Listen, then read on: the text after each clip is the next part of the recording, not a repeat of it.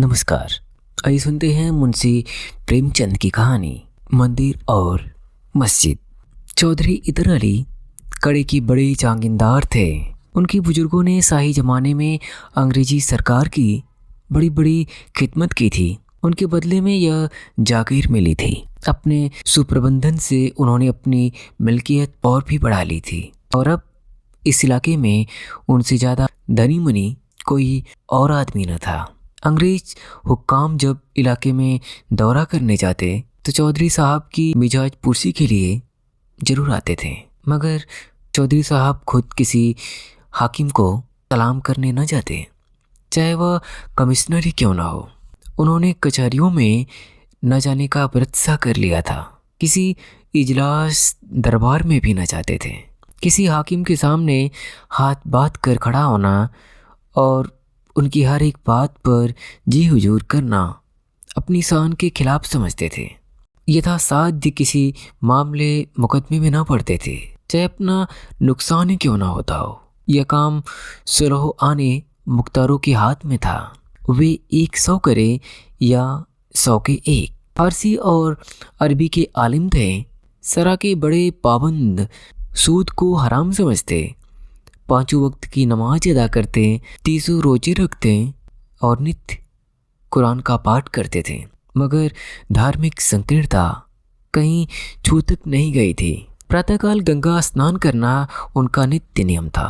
पानी भर से पाला पड़े पर 5 बजे वह कोस भर चलकर गंगा तट पर अवश्य पहुंच जाते। लौटते वक्त अपनी चांदी की सुराही गंगा जल से भर लेते और हमेशा गंगा जी पीते। गंगा जी के सिवा वह और कोई पानी नहीं पीते थे। शायद कोई योगी यदि गंगा जल पर इतनी श्रद्धा न रखता होगा। उनका सारा घर भीतर से बाहर तक 7वें दिन गौ के गोबर से लीपा जाता था। इतना ही नहीं, उनके यहाँ बगीचों में एक पंडित बारहों मास दुर्गा पूजा भी किया करते थे। साधु सन्यासियों का आदर सत्कार तो उनके यहाँ जितनी उदारता और भक्ति से किया जाता था, उस पर राजों को भी आश्चर्य होता था। यूँ कहिए कि सदाव्रत चलता था। उधर मुसलमान फकीरों का खाना बावर्ची खाने में पकता था और कोई 125 आदमी नित्य एक दस्तरखाना पर खाते थे। इतना दान पुण्य करने पर भी उन पर किसी महाजन का 1 कौड़ी का कर्ज न था। नियत की कुछ ऐसी बरकत थी कि दिन दिन उन्नति होती थी। उनकी रियासत में आम हुक्म था कि मुर्दों को जलाने के लिए, किसी यज्ञ या भोज के लिए, शादी ब्याह के लिए सरकारी जंगल से जितनी लकड़ी चाहे काट लो। चौधरी साहब से पूछने की ज़रूरत न थी। हिंदू असामियों की बारात में उनकी ओर से कोई न कोई ज़रूर शरीक होता था। नवेद के रुपये बंधे हुए थे। लड़कियों के विवाह में कन्यादान के रुपये मुकर्रर थे। उनको हाथी, घोड़े, तंबू, सामियाने, पालकी, नालकी, फर्श, जाम में पंखे, चवर, चांदी की महफिलें, सामान उनके यहाँ से भी बिना किसी दिक्कत के मिल जाते थे। मांगने भर की देर रहती थी। इस दानी, उदार, यशस्वी आदमी के लिए प्रजा भी प्राण देने को तैयार रहती थी। चौधरी साहब के पास एक राजपूत चपरासी था, भजन सिंह। पूरे 6 फुट का जवान था, चौड़ा सीना, बाने का लठैत, सैकड़ों के बीच से मारकर निकल आने वाला। उसे भय तो छू भी नहीं गया था। चौधरी साहब को उस पर असीम विश्वास था। यहाँ तक कि हज करने गए तो उसे भी साथ ले गए थे। उनके दुश्मनों की कमी न थी। आसपास के सभी जागीरदार उनकी शक्ति और कीर्ति से जलते थे। चौधरी साहब के खौफ के मारे वे अपने असामियों पर मनमाना अत्याचार न कर सकते थे, क्योंकि वह निर्बलों का पक्ष लेने के लिए सदा तैयार रहते थे। लेकिन भजन सिंह साथ हो तो उन्हें दुश्मन के द्वार पर भी सोने में कोई शंका न थी। कई बार ऐसा हुआ कि दुश्मनों ने उन्हें घेर लिया और भजन सिंह अकेला जान पर खेलकर उन्हें बेदाग निकाल लाया। ऐसा आग में कोत पड़ने वाला आदमी भी किसी ने कम देखा होगा। वह कहीं बाहर जाता तो जब तक खैरियत से घर न पहुंच जाए, चौधरी साहब को शंका बनी रहती थी कि कहीं किसी से लड़ न बैठा हो।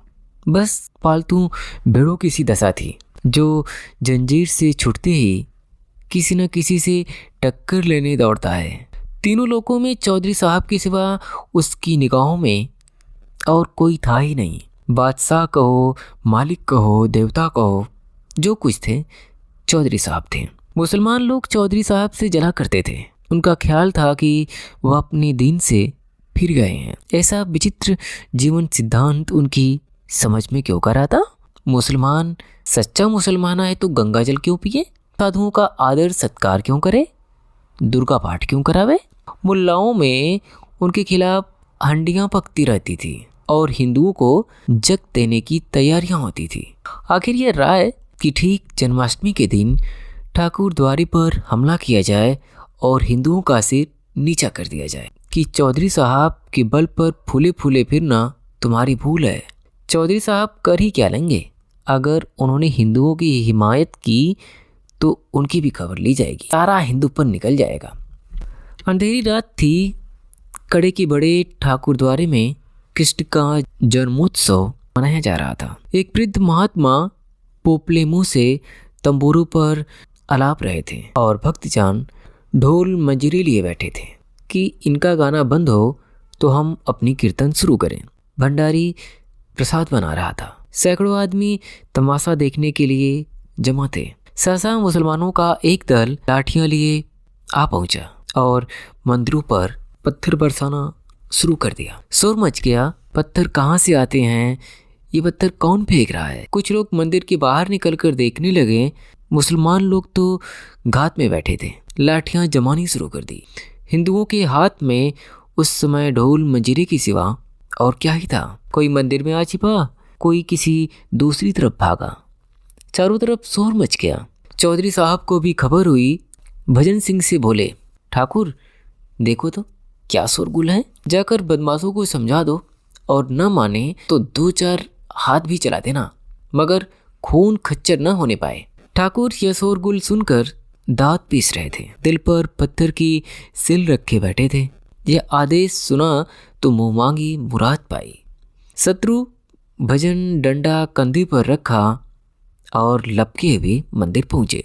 वहां मुसलमानों ने घोर उपद्रव मचा रखा था। कई आदमियों का पीछा करते हुए मंदिर में घुस गए थे और शीशे के सामान तोड़ फोड़ रहे थे। ठाकुरों की आंखों में खून उतर आया। सिर पर खून सवार हो गया। ललकारते हुए मंदिर में घुस गया और बदमाशों को पीटना शुरू किया। एक तरफ तो वह अकेला और दूसरी तरफ 50 आदमी। लेकिन वाह रे शेर, अकेले सबके छक्के छुड़ा दिए। कई आदमियों को मार गिराया। गुस्से में उसे इस वक्त कुछ न सोचता था। किसी की मरने जीने की परवाह न थी। मालूम नहीं उसमें इतनी शक्ति कहाँ से आ गई थी। उसे ऐसा जान पड़ता था कि कोई दैवी शक्ति मेरी मदद कर रही है। कृष्ण भगवान स्वयं उसकी रक्षा करते हुए मालूम होते थे। धर्म संग्राम में मनुष्यों से अलौकिक काम हो जाते हैं। उधर ठाकुरों के चले आने के बाद चौधरी साहब को भय हुआ कि कहीं ठाकुर किसी का खून न कर डाले। उसके पीछे खुद भी मंदिर में आ पहुंचे। देखा तो कोहराम मचा हुआ है। बदमाश लोग अपनी जान लेकर बेतहासा भागे जा रहे हैं। कोई पड़ा करा रहा है, कोई हाय हाय कर रहा है। ठाकुर को पुकारना ही चाहते थे कि सहसा एक आदमी भागा हुआ आया और उनके सामने आता आता जमीन पर गिर पड़ा। चौधरी साहब ने उसे पहचान लिया और दुनिया आंखों में अंधेरी हो गई। यह उनका इकलौता दामाद और उनकी जायदाद का वारिस शाहिद हुसैन था। चौधरी ने दौड़कर शाहिद को संभाला और जोर से बोला, ठाकुर इधर आओ, लालटेन लालटेन। यह तो मेरा शाहिद है। ठाकुर के हाथ पांव फूल गए। लालटेन लेकर बाहर निकले। शाहिद हुसैन ही थे। उनका सिर फट गया था और रक्त उछलता हुआ निकल रहा था। चौधरी ने सिर पीटते हुए कहा, ठाकुर तूने तो मेरा चिराग ही गुल कर दिया। ठाकुर ने थर थर कांपते हुए कहा, मालिक भगवान जानते हैं मैंने पहचाना नहीं। चौधरी, नहीं, मैं तुम्हारे ऊपर इल्ज़ाम नहीं रखता। भगवान के मंदिर में किसी को घुसने का अख्तियार नहीं है। अफसोस यही है कि खानदान का निशान मिट गया और तुम्हारे हाथों। तुमने मेरे लिए हमेशा अपनी जान हथेली पर रखी और खुदा ने तुम्हारे ही हाथों मेरा सत्यानाश करा दिया। चौधरी साहब रोते जाते थे और ये बातें कहते जाते थे। ठाकुर ग्लानि और पश्चाताप में गड़ा जाता था। अगर उसका अपना लड़का मारा गया होता तो उसे इतना दुख न होता। मेरे हाथों मेरे मालिक का सर्वनाश हुआ, जिसके पसीने की जगह वह खून बहाने को तैयार रहता था, जो उसका स्वामी ही नहीं इष्ट था, जिसके जरा से इशारे पर वह आग में कूद सकता था। उसी की वंश की उसने जड़ काट दी। वह उसकी आस्तीन का सांप निकला। रुदे हुए कंठ से बोला, सरकार मुझसे बड़ा अभागा कौन होगा? मेरे मुख में कालीख लग गई। यह कहते कहते ठाकुर ने कमर से छुरा निकाल लिया। वह अपनी छाती में छुरा घोंप कर कालिमा को रक्त से धोना ही चाहते थे कि चौधरी साहब ने लपक कर छुरा उसके हाथों से छीन लिया और बोले, क्या करते हो? होश संभालो, ये तकदीर के करिश्मे हैं, इसमें तुम्हारा कोई कसूर नहीं। खुदा को जो मंजूर था वह हुआ। मैं अगर खुद शैतान के बहकावे में आकर मंदिर में घुसता और देवता की तौहीन करता और तुम मुझे पहचान कर भी कत्ल कर देते तो मैं अपना खून माफ़ कर देता। किसी के दीन की तौहीन करने से बड़ा और कोई गुनाह नहीं। जो इस वक्त मेरा कलेजा फटा जाता है और यह सदमा मेरी जान ही लेकर छोड़ेगा, पर खुदा गवाह है कि मुझे तुमसे जरा भी मलाल नहीं। तुम्हारी जगह मैं होता तो मैं भी यही करता, चाहे मेरे मालिक का बेटा ही क्यों ना होता। घर वाले मुझे तानों से छेदेंगे, लड़की रो रो कर मुझसे खून का बदला मांगेगी, सारे मुसलमान मेरे खून के प्यासे हो जाएंगे। मैं काफिर और बेदीन कहा जाऊंगा। शायद कोई दीन का पक्का नौजवान मुझे कत्ल करने पर भी तैयार हो जाए, लेकिन मैं हक से मुंह न मोड़ूंगा। अंधेरी रात है, इसी दम यहाँ से भाग जाओ और मेरे इलाके में किसी छावनी में छिप जाओ। वह देखो, कई मुसलमान चले आ रहे हैं, मेरे घर वाले भी हैं। भागो भागो। साल भर भजन सिंह चौधरी साहब के इलाके में छिपा रहा।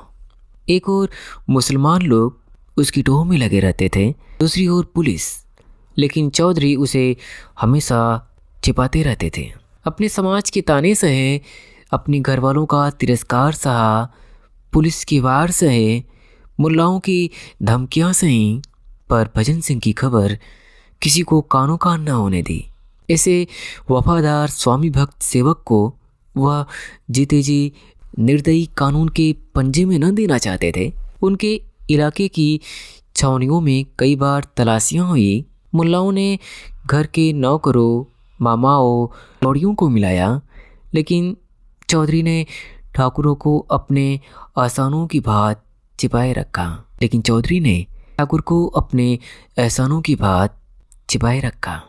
लेकिन ठाकुर को अपने प्राणों की रक्षा के लिए चौधरी साहब को संकट में पड़े देखकर असह्य वेदना होती थी। उसके जी में बार बार आता था, चलकर मालिक से कह दूं, मुझे पुलिस के हवाले कर दीजिए, लेकिन चौधरी साहब बार बार उसे छिपे रहने की ताकीद करते थे।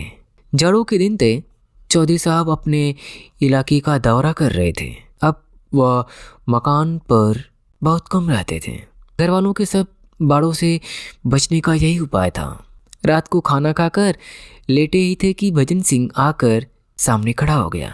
उसकी सूरत इतनी बदल गई थी कि चौधरी साहब देखकर चौंक पड़े। ठाकुर ने कहा, सरकार अच्छी तरह है? हाँ, खुदा का फजल है, तुम तो बिल्कुल पहचाने ही नहीं जाते। इस वक्त कहाँ से आ रहे हो? ठाकुर, मालिक अब तो छिपकर ही नहीं रहा जाता। हुक्म हो तो जाकर अदालत में हाजिर हो जाऊं, जो भाग्य में लिखा होगा वह होगा। मेरे कारण आपको इतनी हैरानी हो रही है, यह मुझसे देखा नहीं जाता। चौधरी, नहीं ठाकुर, मेरे जीते जी नहीं, तुम्हें जानबूझकर भाड़ के मुंह में नहीं डाल सकता। पुलिस अपनी मर्जी की माफिक शहादतें बना लेंगी और मुफ्त में तुम्हें जान से हाथ धोना पड़ेगा। तुमने मेरे लिए बड़े बड़े खतरे सहे हैं। अगर मैं तुम्हारे लिए इतना भी ना कर सकूं तो मुझसे कुछ मत कहना। चौधरी, इसका बिल्कुल गम मत करो। जब तक खुदा को मंजूर होगा कोई मेरा बाल भी बांका ना कर सका। तुम अब जाओ, यहाँ ठहरना खतरनाक है। ठाकुर, सुनता हूँ लोगों ने आपसे मिलना जुलना छोड़ दिया है। चौधरी, दुश्मनों का दूर रहना ही अच्छा है। लेकिन ठाकुर के दिल में जो बात जम गई थी वह न निकली। इस मुलाकात ने उसका इरादा और भी पक्का कर दिया। उन्हें मेरे कारण यूँ मारे मारे फिरना पड़ता है। यहाँ इनका कौन अपना बैठा हुआ है जो चाहे आकर हमला कर सकता है। मेरी इस जिंदगानी को धिक्कार। प्रातःकाल ठाकुर जिला हाकिम के बंगले पर पहुंचा। साहब ने पूछा, तुम अब तक चौधरी की कहानी पर छिपा था? ठाकुर, नहीं हुजूर, अपनी जान की खौफ से। चौधरी साहब ने यह खबर सुनी तो सन्नाटे में आ गए। अब क्या हो? अगर मुकदमे की पैरवी न की गई तो ठाकुर का बचना मुश्किल है। पैरवी करते हैं तो इस्लामी दुनिया में तहलका पड़ जाता है। चारों तरफ से फतवे निकलने लगेंगे। उधर मुसलमानों ने ठान ली कि इसे फांसी दिलाकर ही छोड़ेंगे। आपस में चंदा किया गया। मुसलमानों ने मस्जिदों में चंदे की अपील की। द्वार द्वार झोली भरकर घूमे। इस पर कौमी मुकदमे का रंग चढ़ाया गया। मुसलमान वकीलों का नाम लूटने का मौका मिला। आसपास के जिलों में लोग जिहाद में शरीक होने के लिए आने लगे। चौधरी साहब ने भी पैरवी करने का निश्चय किया, चाहे कितनी ही आफतें क्यों न सिर पर आ पड़े। ठाकुर उन्हें इंसाफ की निगाह में बेकसूर मालूम होता था और बेकसूर की रक्षा करने में उन्हें किसी का खौफ न था। घर से निकल खड़े हुए और शहर में जाकर डेरा जमा लिया। 6 महीने तक चौधरी साहब ने जान लड़ाकर मुकदमे की पैरवी की। पानी की तरह रुपए बहाए, आंधी की तरह दौड़े। वह सब किया जो जिंदगी में कभी न किया था और न पीछे कभी किया। अहलकारों की खुशामदे की, वकीलों के नाच उठाए, हाकिमी को नचरी दी और ठाकुर को छुड़ा लिया। सारे इलाके में धूम मच गई। जिसने सुना दंग रह गया। इसे कहते हैं शराफत। अपने नौकर को फांसी से उतार लिया। लेकिन सांप्रदायिक द्वेष ने इस सत्कार को और ही आंखों से देखा। मुसलमान झल्लाए, हिंदुओं ने बगले बजाई। मुसलमान समझे कि उनकी रही सही मुसलमानी भी गायब हो गई। हिंदुओं ने ख्याल किया अब इनकी शुद्धि कर लेनी चाहिए। इसका मौका आ गया। मुल्लाओं ने ज़ोर ज़ोर से तबलीग की हाक लगानी शुरू की। हिंदुओं ने भी संगठन का झंडा उठाया। मुसलमानों की मुसलमानी जाग उठी और हिंदुओं का हिंदुत्व। ठाकुर के कदम भी इस रेले में उखड़ गए। मन चले थे ही हिंदुओं के मुखिया बन बैठे। जिंदगी में कभी एक लोटा जल तक शिव को न चढ़ाया था, अब देवी देवताओं के नाम पर लठ चलाने के लिए उद्यत हो गए। शुद्धि करने को कोई मुसलमान न मिला तो 2-1 चमारों को ही शुद्धि करा डाली। चौधरी साहब के दूसरे नौकरों पर भी असर पड़ा। जो मुसलमान कभी मस्जिद के सामने खड़े न होते थे, वे 5 वक्त नमाज अदा करने लगे। जो हिंदू कभी मंदिर में झांकते न थे, दोनों वक्त संध्या करने लगे। बस्ती में हिंदुओं की संख्या अधिक थी। उस पर ठाकुर भजन सिंह बने उनके मुखिया, जिनकी लाठी का लोह सब मानते थे। पहले मुसलमान संख्या में कम होने पर भी उन पर गालिब रहते थे क्योंकि वे संगठित न थे, लेकिन अब संगठित हो गए थे। मुट्ठी भर मुसलमान उनके सामने क्या ठहरते। 1 साल और गुजर गया। फिर जन्माष्टमी का उत्सव आया। हिंदुओं को अभी तक अपनी हार भूली न थी। गुप्त रूप से बराबर तैयारियां होती रहती थी। आज प्रातःकाल ही भक्त लोग मंदिर में जमा होने लगे। सबके हाथों में लाठियां थीं। कितने ही आदमियों ने कमर में छुरे छिपा लिए थे। छेड़कर लड़ने की राय पक्की हो गई थी। पहले कभी इस उत्सव में जुलूस न निकला था। आज धूमधाम से जुलूस भी निकलने की ठहरी। दीपक जल चुके थे। मस्जिदों में शाम की नमाज होने लगी थी। जुलूस निकला। हाथी, घोड़े, डंडे, झंडियाँ, बाजे गाजे सबके साथ थे।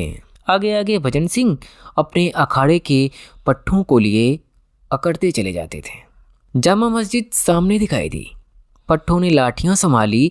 सब लोग सतर्क हो गए। जो लोग इधर उधर बिखरे हुए थे आकर सिमट गए। आपस में कुछ काना फूसी हुई। बाजे और जोर से बजने लगे। जय जयकार की ध्वनियाँ और जोर से उठने लगी। जुलूस मस्जिद के सामने आ पहुंचा। सहसा एक मुसलमान ने मस्जिद से निकलकर कहा, नमाज का वक्त है, बाजे बंद कर दो। भजन सिंह, बाजे ना बंद होंगे। मुसलमान, बंद करने पड़ेंगे। भजन सिंह, तुम अपनी नमाज क्यों नहीं बंद कर देते। मुसलमान, चौधरी साहब के बल पर मत भूलना, आपकी होश ठंडे हो जाएंगे। भजन सिंह, चौधरी साहब के बल पर तुम भूलो, यहाँ अपने ही बल का भरोसा है, यह धर्म का मामला है। इतने में कुछ और मुसलमान निकल आए और बाजे बंद करने का आग्रह करने लगे। इधर और जोर से बाजे बजने लगे। बात बढ़ गई। एक मौलवी ने भजन सिंह को काफिर कह दिया।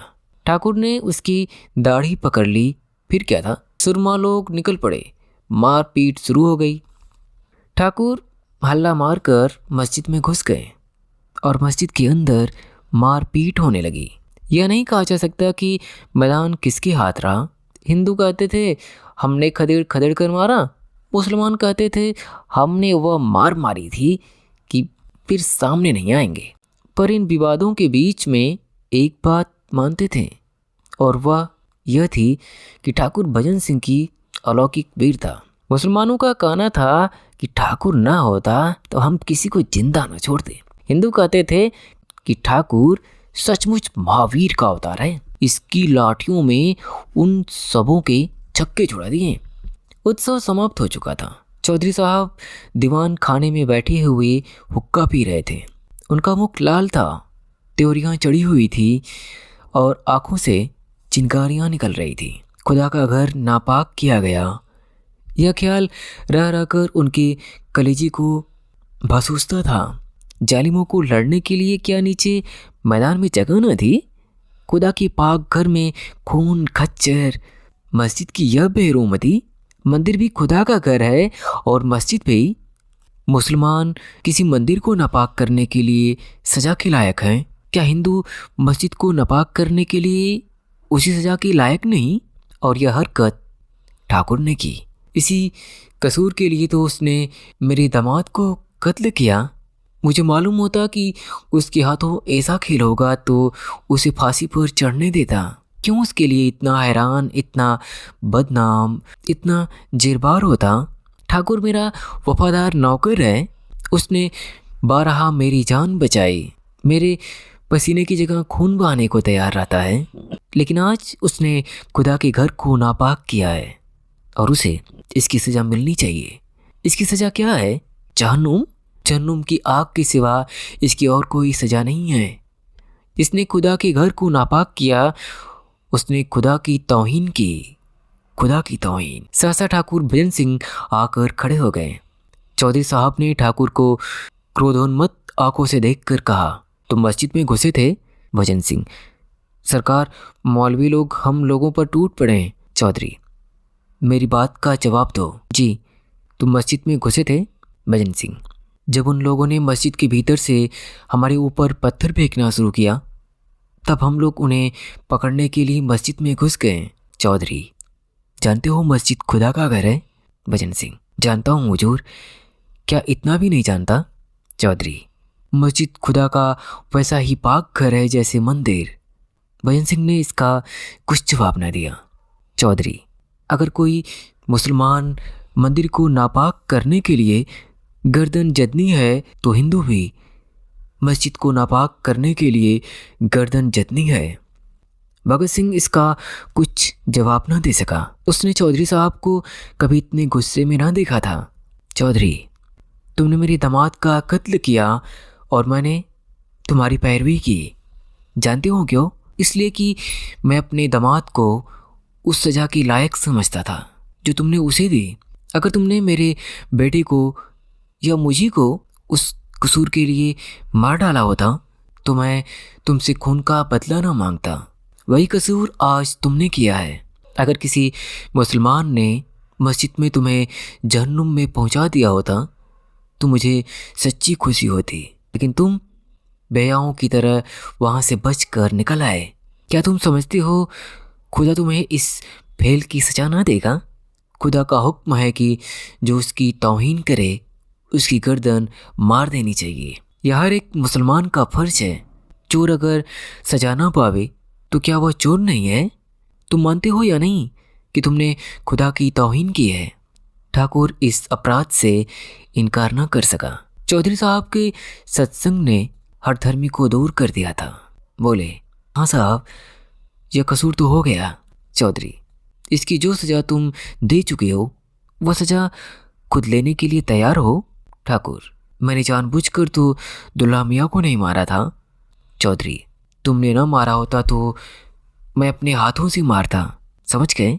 अब मैं तुमसे खुदा की तौहीन का बदला लूँगा। बोलो, मेरे हाथों चाहते हो या अदालत के हाथों? अदालत से कुछ दिनों के लिए सजा पाओगे, मैं कत्ल करूँगा। मेरे दिल को कितना रंज है यह खुदा के सिवा और कोई नहीं जान सकता, लेकिन मैं तुम्हें कत्ल करूँगा। मेरे दिन का यह हुक्म है। यह कहते हुए चौधरी साहब तलवार लेकर ठाकुर के सामने खड़े हो गए।